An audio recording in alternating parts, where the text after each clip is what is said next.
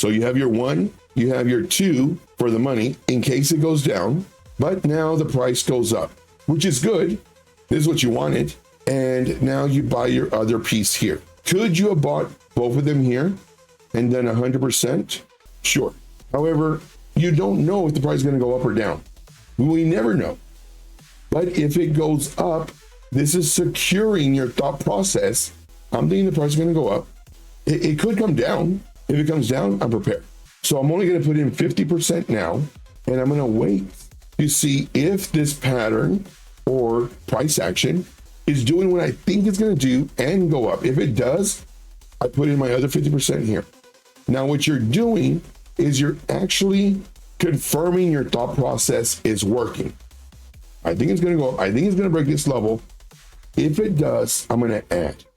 If it doesn't, if it comes here and it gets rejected, well, guess what? Even better. I only put in 50%. I still have money to buy in here. And I'll buy double as much. But if not, it comes up. Great. This is why people scale in going up.